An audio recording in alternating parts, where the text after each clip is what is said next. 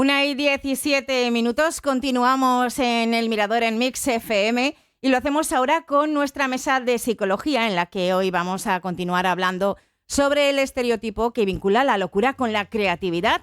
Y para ello nos acompaña hoy Suka Baldor, psicobióloga experta en inteligencia emocional, habitual de nuestros miércoles. Hola, ¿qué tal, Suka? Bienvenida. Hola, buenos días, los dos. Bueno, pues hoy Tamara no nos puede acompañar. Creo que lo comentamos la semana pasada.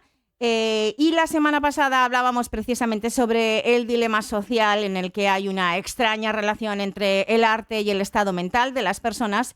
Y contábamos un poco la historia de Leonora Carrington. Y del doctor Morales. Y del doctor Morales. Una pintora que estuvo ingresada precisamente pues, en esa clínica del doctor Morales en Santander en los años 40 y que tiene una historia tras de sí demoledora de lo que sufrió en su ingreso en esta clínica del terror y de los gritos, que es así como la llamaban. Así que si quieres, Suka, hacemos un pequeño repaso de lo que le ocurrió a esta artista. Pues sí, a mí me ha parecido súper interesante. Bueno, creo que lo habéis descubierto, ¿no, Álvaro? Sí, yo no lo sabía y llevo toda la semana pensando, hay que acabar con el nombre de ese parque. No, a mí me parece tremendo que eso, el Parque de la Vaca, que es conocido el Parque de la Vaca por la estatua de la vaca que ahí está, que ahí es donde estaba la Casa de los Gritos, que así llamaban al hospital psiquiátrico del doctor Morales. Pues eso, que se llama el Parque del Doctor Morales y que solo haya un banquito con una plaquita que ponga Leonora Carrington, ¿no? Cuando, pues eso, el doctor Morales no era... No es un ejemplo a seguir para nada. Vamos a resumirlo así, ¿te parece, Suka? Sí. No es un ejemplo a seguir para nada, ni es una eminencia de la psicología, ni moderna ni antigua, de la psiquiatría, perdón. Ni moderna ni antigua, ni nada, o sea... A ver, para muchos psiquiatras a lo mejor sí que lo es, porque de hecho eso, se han hecho bueno, pues, ponencias que no me toques tal. ese psiquiatra en mi vida. No, ya, a mí me parece un horror. Ya te decía que lo que le pasó a Leonora, que básicamente estuvo huyendo de los nazis, tuvo una pareja que era un hombre casado, que Ernst Marx, bueno, confirmarme los nombres porque a mí se me van los nombres muchísimo. y que fue asesinado. Entonces, cuando le asesinaron, bueno, él era un hombre casado, ella huyó con él. O sea, lo primero que hizo mal, entre comillas, Leonora fue eso, ser una chica de alta cuna, ¿no? O sea, sus padres eran muy ricos, de la industria textil en Londres, ¿no? O sea, a las afueras de Londres vivía ella. De hecho, también hace muchas pinturas sobre la casa en la que vivió ella, que tenía caballos, eso, le encantaban los caballos y eso, o sea, y era un palacete enorme, ¿no? Tenían dinero, ¿no? Entonces la mandaron a muchos internados y demás porque lo que querían sobre todo era su rebeldía, ¿no? Ella había sido muy inteligente, seguramente alta capacidad, creo que ya lo dije la otra vez, porque se la veía, pues eso, intelectualmente muy, o sea, no sé, para una mujer de la época, pues eso, no quería quedarse en casa haciendo las labores, ¿no? De tal, ella era intelectualmente muy activa y leía muchísimo y seguramente, como digo, alta capacidad, ¿no? Entonces, entre rebeldía, alta capacidad y mujer, pues eran cosas que en la época no se entendían muy bien, ¿no? Entonces eso, estuvo en muchos internados intentando, supongo que eso, paliar su rebeldía, ¿no? Los padres, y luego ya escapó, entre comillas, de ese mundo, conoció a esta persona que era un hombre casado, se enamoró, le asesinaron y entonces ahí entra en depresión ella, ¿no?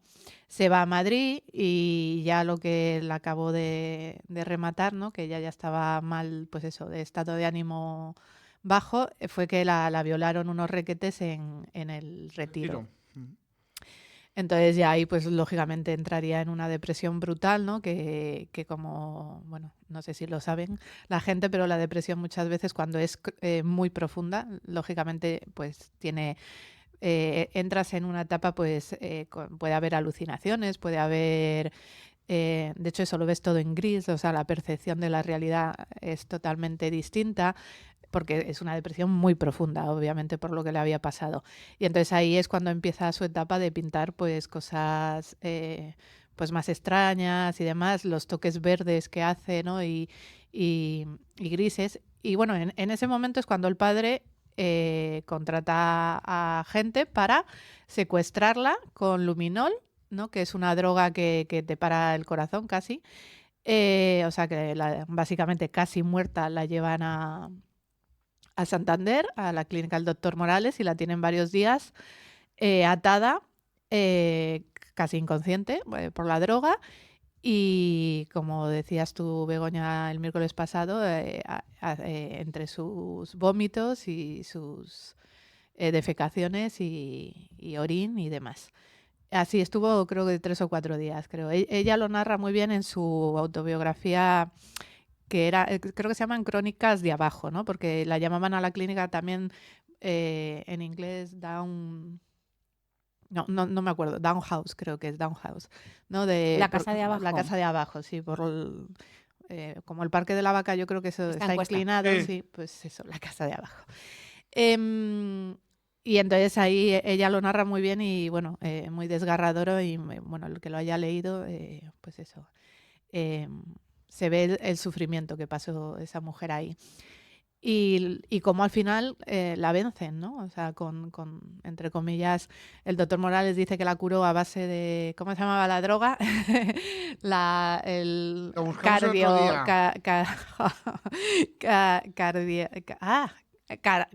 Cardio... Se me ha olvidado, pero bueno, que produce, lo que hace es como lo mismo que el electroshock, hace electroshock pero químico, ¿no? O sea, te produce convulsiones y demás y bueno, te fría el cerebro a base de químicos.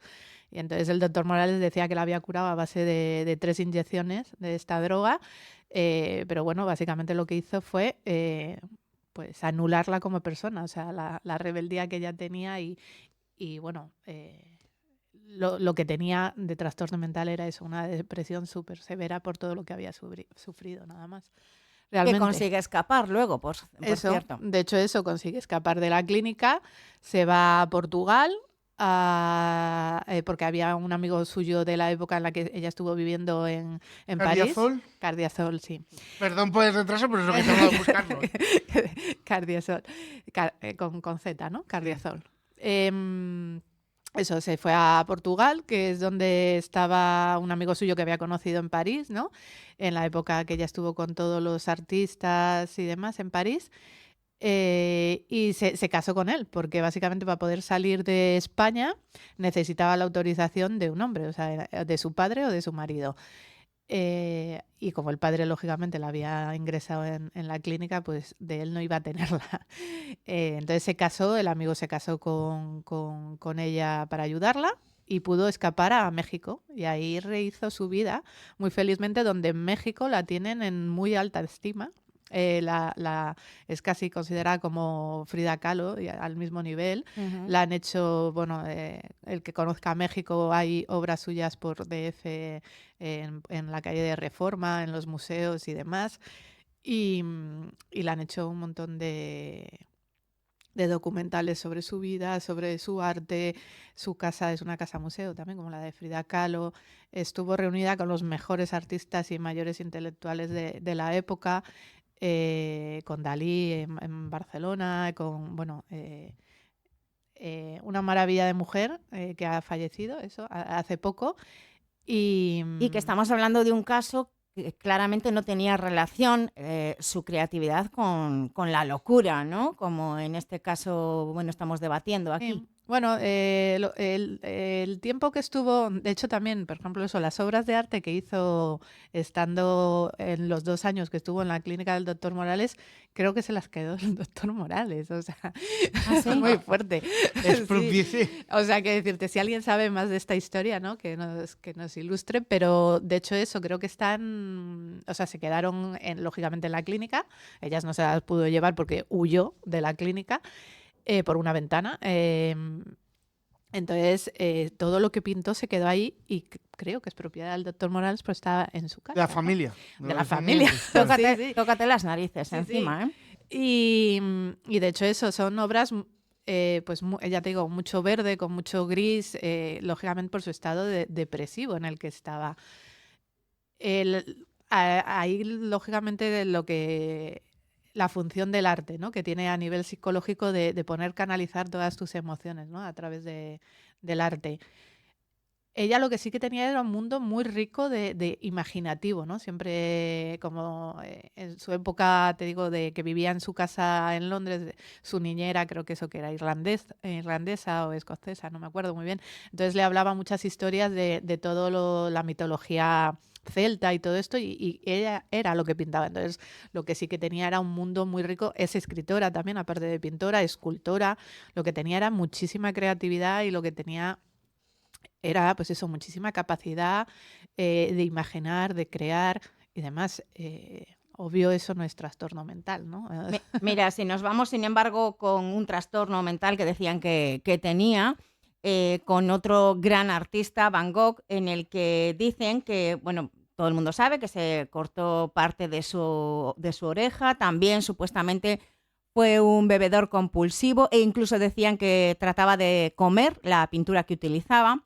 De hecho, bueno, él se suicidó en 1890 y algunos autores de libros biográficos sobre Van Gogh y especialistas en psiquiatría aseguran que el pintor sufría un trastorno bipolar. Otros piensan que sufría de esquizofrenia.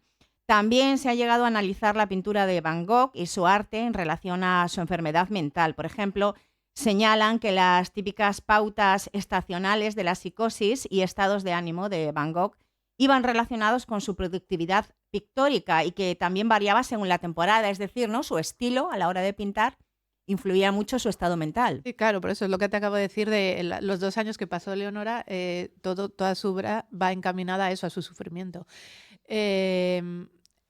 A ver, es que claro, el trastorno mental es muy difícil de definir. Obvio que Van Gogh, igual que Leonora, tenían una sensibilidad máxima. O sea, claro, de ahí a llegar a ser trastorno. A ver, yo cuando me preguntan siempre la gente, cuando llega y me habla, básicamente su mayor preocupación es, estoy mal, tengo algo, no sé qué, ¿no? Digo, a ver, de hecho, un trastorno se llama trastorno cuando es un trastorno, o sea, cuando te trastorna la vida, cuando hay algo que te complica la vida. Ahí es cuando ya se puede considerar trastorno, ¿no? Por ejemplo, la depresión, todo el mundo está triste, pero sigue con su vida. En el momento que hay algo que no te deja seguir con tu vida, que es no me puedo levantar por la mañana, me cuesta hacer las cosas, no me puedo concentrar, ya podemos hablar de trastorno. Y entonces es el trastorno depresivo, ¿no? Como te decía, que es gente súper sensible, que es gente, porque eso, tanto Van Gogh como los dos ejemplos, Leonora, son gente que pues eso, que vive mucho las cosas, muy emocionales, ¿no? Muy pasionales, muy todo, ¿no? Y de hecho una forma perfecta para canalizar todo eso es a través del arte. En el momento en que esa forma de ser te impide tener relaciones saludables con los demás, te impide afrontar por los problemas de la vida, como pues eso, un fracaso sentimental o cualquier cosa, ¿no? Lo que pasa es que a Leonora le pasaron cosas muy graves. Van Gogh también tuvo una vida también bastante complicada. Estaría bien tener un historiador de arte, pero yo que estuve, que me encantó lo que hicieron, la obra que hicieron en el Palacio de Exposiciones, ¿no? Inmersiva, ¿no? Sí, Sobre sí. la vida de Van Gogh y eso, pues ahí se ve pues eso, que no tuvo una vida fácil, ¿no? De todas formas. De hecho, mucho tiempo pobre, ¿no? Sin nada, ¿no? Cuando pintó lo de la silla vacía y todo eso, toda esa época creo El que reconocimiento es, pues, Pero- o sea, se a le hace posteriori, a posteriori. Claro, totalmente. pero es algo que también Entonces, pasa mucho a los artistas. claro. Y entiendo que les marca mucho también la forma de ser. Sí, por eso, sí, si pudiéramos decir, a ver, yo no diría eso, que los artistas tienen trastornos mentales asociados como bipolaridad y tal, pero sí que diría que sí que tienen una forma de ser que incita obviamente a canalizar emocionalmente a través del arte, ¿no? Por decirlo de alguna manera, esa necesidad que sienten de pintar, ¿no? Yo creo que eso es lo que caracteriza a un artista de otro, luego ya que sea más bueno o menos bueno, eso va a haber diferencias, ¿no? Pero esa necesidad de pintar yo creo que va muy asociada a un mundo emocional muy, muy, muy, muy fuerte, ¿no? Y que conlleva a que tener que expresarlo de alguna forma. Bueno, de hecho, yo creo que fue también el artista que interpreta a Russell Crowe en Una mente maravillosa, me parece que es, ¿cómo se llama? John Forbes Nash, un matemático estadounidense que recibió el premio Nobel. La película, o sea, la historia del hombre es increíble y la película es un peliculón, ¿eh? Sí. Pues es un matemático estadounidense que recibió el premio Nobel de Economía en 1994 por sus aportes a la teoría de juegos y los procesos de negociación. Bueno, pues precisamente está inspirada esta película en la vida de este matemático, y a los 29 años se le diagnosticó una esquizofrenia paranoica que lo dejó prácticamente marginado de la sociedad e inútil para el trabajo científico durante 2 décadas. Comenzó a tener delirios de grandeza y aducía que las cifras más importantes del mundo le estaban buscando, después de pasar unos 30 años luchando contra el desorden y perdiendo tiempo entrando y saliendo de los hospitales. Tuvo una importantísima recuperación en el último decenio de 1980, consiguiendo, bueno, pues ese premio Nobel, ¿no?, que le concedían en 1994. Pero bueno, pues trastornos de esquizofrenia, como veis, y al mismo tiempo un genio también. Sí, de hecho me gusta que uses precisamente a un matemático para que no sea solo porque eso es creatividad, ¿no? Al final yo siempre lo digo, ¿no? Matemáticos, científicos y eso es creatividad. No es arte, pero bueno, a lo mejor en algún momento lo empezamos a considerar un poco de arte, ¿no? También a hacer algoritmos matemáticos, ¿no? Pero... a ver, la cuestión es si hay un trastorno mental que facilite estos procesos creativos, pues sí. De hecho, hay una teoría que yo cuando la leí dije, estoy totalmente de acuerdo. Bueno, en psicobiología lo que hacemos también es mucho evolución, ¿no? Para ver cómo van evolucionando los cerebros, ¿no? Y las cosas. Y precisamente en el momento en que empezamos a ser más creativos, ¿no?, por decirlo de alguna manera, en el momento en que, de hecho está pasando ahora, yo creo, otra vez ahora con Internet y demás, y con, o sea, la tecnología, otro pico de estos, pero fue en el momento en que nos volvimos más creativos con el uso de la maquinaria. En la época industrial hubo un boom de esquizofrenia, precisamente. A ver, lógicamente a nivel cerebral, siempre que pasan estos cambios tan abruptos, ¿no? Por ejemplo, eso, la época industrial, ¿no? Cuando empezamos a usar máquinas, ¿no? Y el hombre tuvo que usar su cerebro no para cosas que antes hacías viéndolas, ¿no? O sea, antes cuando usabas herramientas, pues eso, si necesitabas clavar algo, pues inventabas un martillo y lo hacías, ¿no? Pero ya cuando ya tenías que visualizar, ¿no? Si una es esto y esto y esto, luego vas a tener un coche, ¿no? Y si esto lo haces así, lo tal, cuando hay esa necesidad de abstracción, ¿no? Cuando empieza eso, se produce un boom de la esquizofrenia, ¿no? Porque claro, hay momentos de adaptación, evolutivamente hablando. Y entonces esos momentos de adaptación conllevan mutaciones que no son precisamente lo que se quiere, ¿no? Y eso podrías decirlo que fue la esquizofrenia, ¿no? La esquizofrenia lo que es, sobre todo, es un trastorno que está muy asociado con las alucinaciones, ¿no? O sea, quiero decirte, para que haya esquizofrenia tiene que haber alucinaciones auditivas, visuales o de algún tipo, ¿no?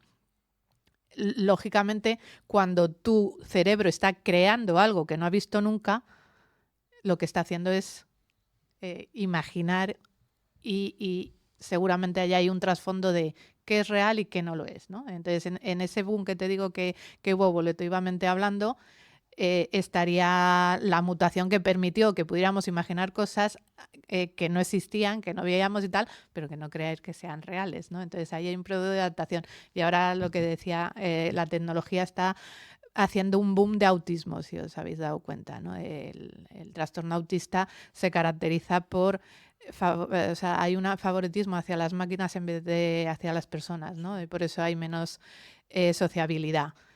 Lógicamente ahora con la tecnología, que con quién tenemos que hablar, con máquinas, ¿no? No con personas. Entonces precisamente esa época de adaptación lo que produce es eso, periodos en los que hay booms de un trastorno, pero que luego ese trastorno se va acoplando a, entre comillas, la normalidad. Suka, los traumas vividos en la infancia pueden influir porque, por ejemplo, he estado revisando la vida de Isaac Newton y nos dice que a pesar de sus grandes logros, sufría tendencias psicóticas y cambios de humor, y también se le atribuye que sufría trastorno bipolar. Además, sus cartas delirantes daban credibilidad a la teoría de que era esquizofrénico. Y es que el padre de Newton murió antes de que él naciera, y luego además entre la edad de 2 a 11 años fue separado brutalmente de su madre, por lo que se cree que su trastorno mental podría haber sido como resultado de esta prolongada experiencia traumática de su infancia. Y es que encima es a partir de aquí cuando se convierte en un genio. Entonces, ¿puede influir un trauma de la infancia en desarrollar determinadas aptitudes? A ver, el trauma no creo que sea el causante, pero lo que te decía de que hay un tipo de personalidad, a lo mejor, claro, obvio, ¿no? Que las personas muy creativas tienen, ¿no? Una forma de ser que favorece el hecho de que si te pasa algo tengas un trastorno, ¿no? Como estás diciendo, el trauma seguramente lo único que favoreció es el trastorno, y a lo mejor lo que hizo fue una de las cosas que decíamos, ¿te acuerdas? La semana pasada era para que haya creatividad, ¿no? Para que se creen cosas que en principio no tenían por qué crearse con la información que tienes en la cabeza. Lo que tiene que faltar un poco es la inhibición, ¿no? Entonces, seguramente casi todas las personas muy creativas, pues son bastante inhibidas, ¿no? En el sentido de eso, que no tienen educacionalmente pues eso, cosas que les repriman, ¿no? En su creatividad. Me estás diciendo que la madre no estuvo con él, ¿no? O sea, le faltó Le la madre. separaron de la madre, sí. No dan más datos, pero dicen que le separaron de la madre y el padre nació antes de que llegara a nacer. O sea, murió antes de que él llegara a nacer. Pues eso, a lo mejor es eso, lo que le dio es más libertad de pensamiento, ¿no? Ese hecho, ¿no? Muchas veces cuando pasas la locura, ¿no? Lo que se entiende coloquialmente como locura es cuando dices, me he vuelto loca y he hecho lo que quiero, ¿no? Entonces es un poco eso, ¿no? Al final la locura te da esa libertad, ¿no? De hago lo que quiero, ¿no? Nos vamos a ir un momentito a publicidad. Una cosa, que hablaba de libertad, una pregunta, porque venía hoy escuchando otra radio, y seguro que la gente lo sabe, que en Reino Unido quieren prohibir la venta de tabaco a personas nacidas de 2009 hacia atrás, que en Italia hay que dejar 5 metros de distancia el fumador con el resto de las personas cuando te estés echando un cigarro en la calle, y hablaban en una emisora de radio de que no es quitar la libertad porque son adictos y que un adicto no tiene esa libertad. Y quería, ahora que he sacado el tema de la libertad, preguntártelo. Es una pregunta difícil, ¿no? Eso de que un adicto no tiene libertad, ¿no? Seguro que en el WhatsApp de oyentes que estén fumando estará echando humo, pero es algo que estaban hablando y digo, se lo tengo que preguntar hoy a Suco. Pues escucha, me parece lo suficientemente interesante y extenso como para tratarlo, si queréis, en una siguiente mesa sobre prohibiciones y adicciones. Sí, todo, sí. Lo dicho, nos vamos a ir un momentito a publicidad, pero antes Óscar nos escribía y nos decía: probablemente haya una relación causa-efecto con Van Gogh. Con la pintura, su productividad probablemente se envenenaba inconscientemente cada vez que pintaba. No sé dónde lo vi hace tiempo, que mojaba los pinceles con su saliva directamente de su boca. Sí, bueno, antes he comentado yo que decían que se comía la pintura, ¿no? Por lo que seguramente era la forma en la que también se envenenaba con el plomo que tenían los tintes de aquella época. De ahí probablemente su locura y la relación causa-efecto de que cuanto más pintaba, más se desataba su locura. Bueno, pues tiene también, ¿no? Sí, una lógica, seguramente. Pues con este WhatsApp de Óscar vamos a hacer una pequeña pausa para retomar la mesa, y os dejo esta pregunta en el aire en los últimos 10 minutos que tenemos luego, y es ¿cómo creéis que la sociedad trata a este tipo de personas? ¿Cuidamos de nuestros artistas? Venga, nos vamos a publicidad y regresamos inmediatamente.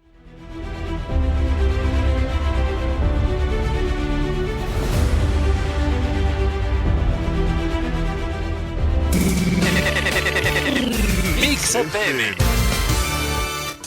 Decogar, todo lo que necesitas está aquí. Es un comercio al público de bazar, decoración y regalos pensado para que encuentres un sinfín de productos. Cualquier cosa que necesites la puedes encontrar en Decogar. Ven y acércate a conocer esta nueva nave en el polígono La Cerrada 32 en Maliaño. Antigua nave Talleres Martínez, con un amplio horario hasta las 9:30 de la noche. Decogar, cualquier producto que necesites está aquí.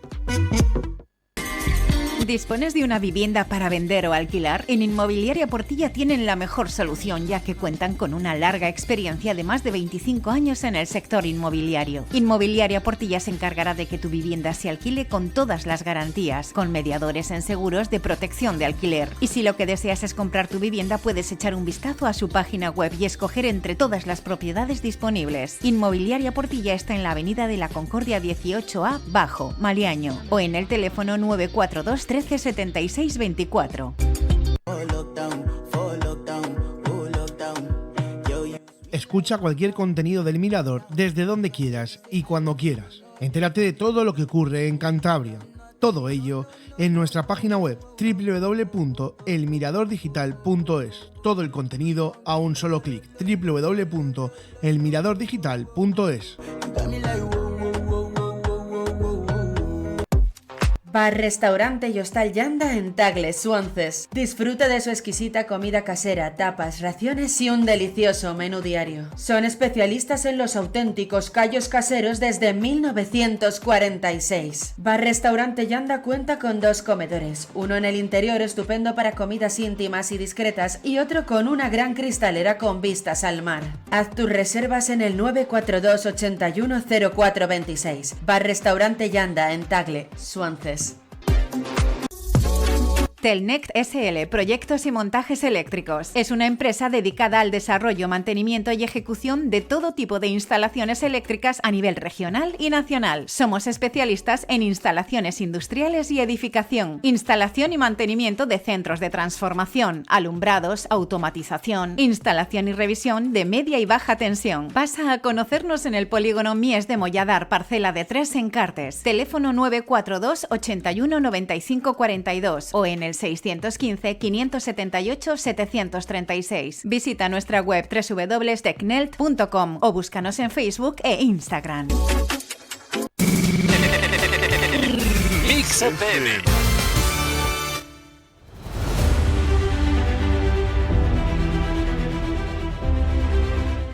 Pues continuamos en esta mesa y nos quedan, unos minutines todavía en los que abrimos esa pregunta. ¿Cómo creéis que trata la sociedad a este tipo de personas?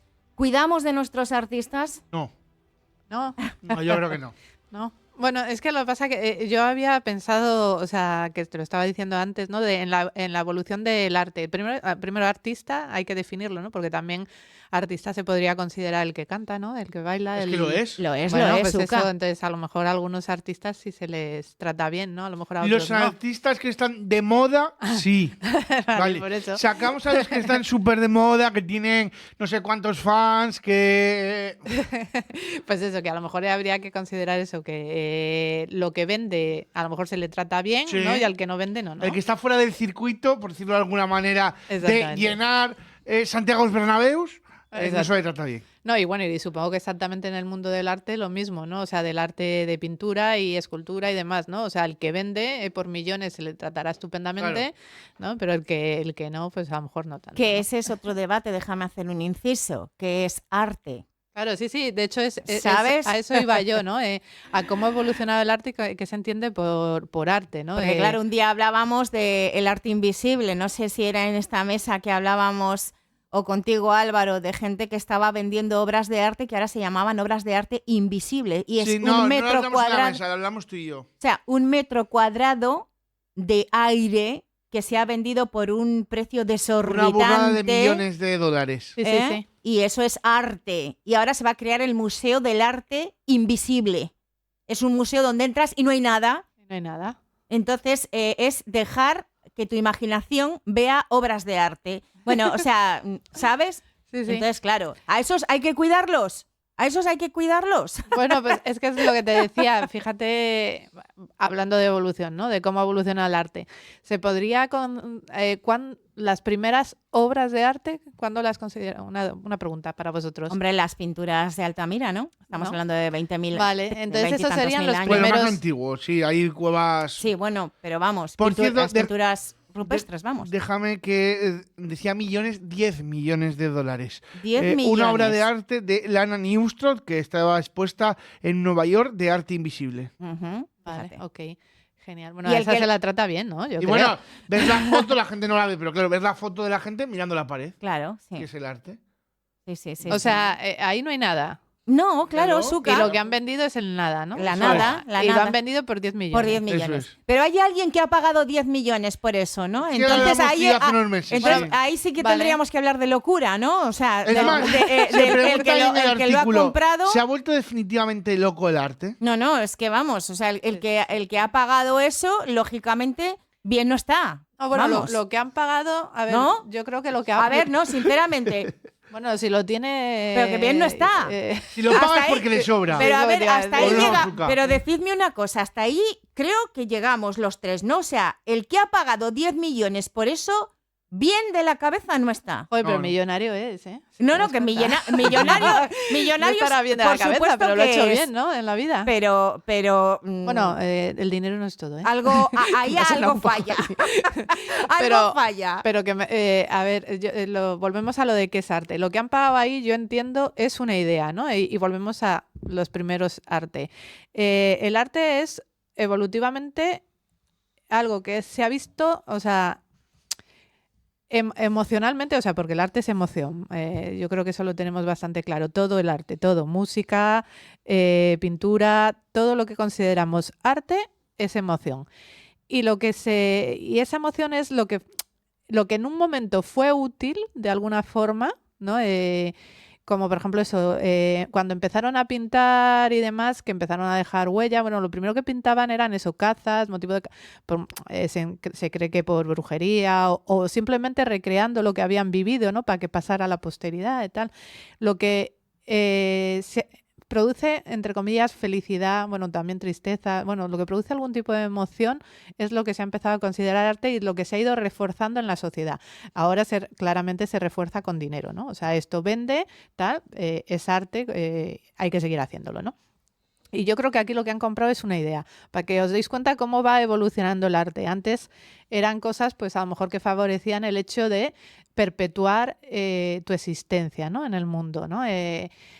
Y ahora ya se considera arte a eso, yo tengo una idea, ¿no? Y fíjate que estamos hablando de creatividad. Entonces lo que se está recompensando aquí Son las es ideas locas, exacto, absurdas. la creatividad, pero es la creatividad. O sea, lo que se está reforzando aquí con 10 millones es una persona que ha dicho, voy a hacer esto, ha tenido la idea, muy loca, obvio, lo voy a hacer. Y entonces alguien ha dicho, hostia, esta idea merece la pena. La voy a pagar. Y la va a guardar, pagar por 10 y millones. la guardará en la caja fuerte, ¿no? Me imagino. Sí, pero es que si te das cuenta, el arte ha evolucionado tantísimo que básicamente ahora el arte está muy asociado a las grandes élites, o sea, el que puede consumir arte, el que puede comprar arte. Hay una película que es buenísima, que yo me reí muchísimo, El arte de matar o algo así, ¿eh? ¿Es? Sí. Caramba, pues con ese nombre, con ese Sí. título. El arte de matar, y es era en Nueva York, querían blanquear dinero, ¿no? Una mafia, y la mejor forma de blanquear dinero era a través de una galería de arte. Mira, ahora que dices eso, nos viene a colación el WhatsApp que nos envía Óscar Sal. Dice, las motivaciones del que comprarte no siempre son las de preservar, a lo mejor de sacarle un rendimiento económico en un futuro o Especulativo. desgravaciones fiscales, etcétera, claro. Sí, por eso te digo, está muy asociada a las grandes, lo que te decía, esto era para blanquear dinero, que la mejor forma de blanquear dinero era a través de la galería de arte, porque claro, una persona podía comprar un cuadro por 10 millones de dólares y nadie te lo iba a refutar.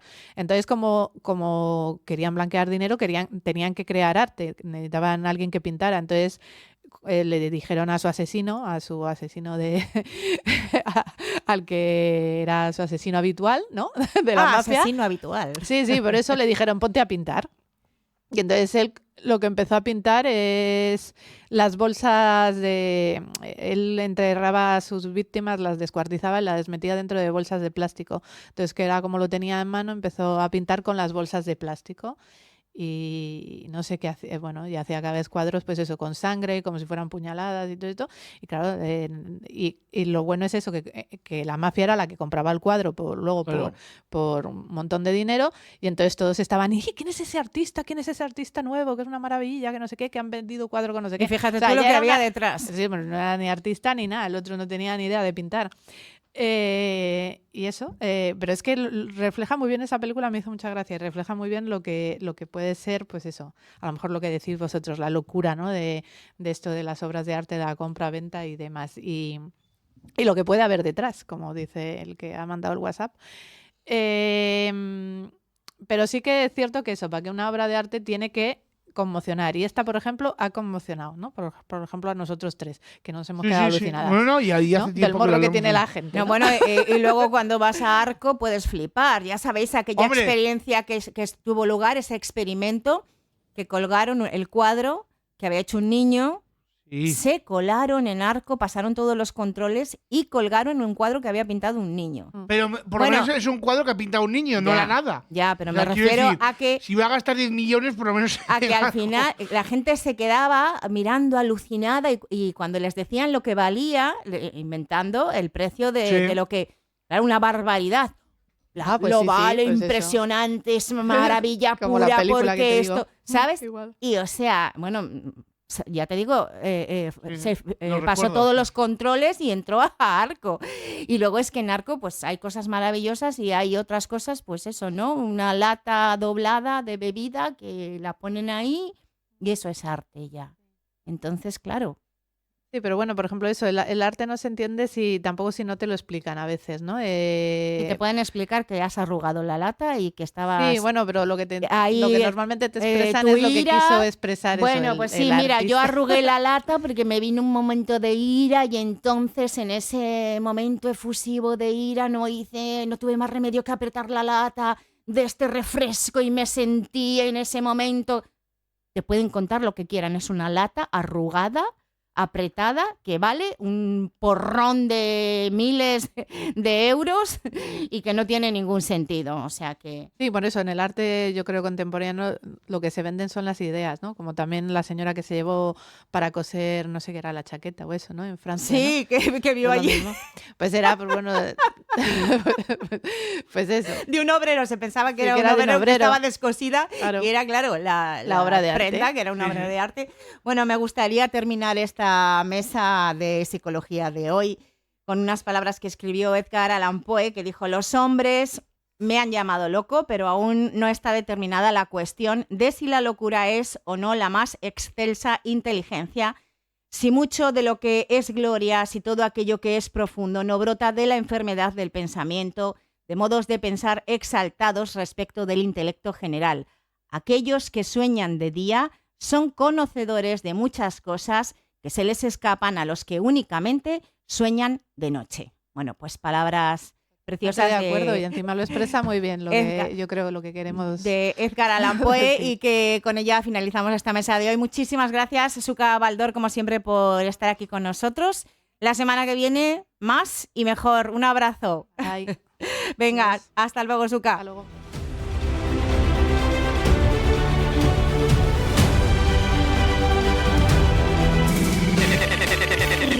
Mix FM.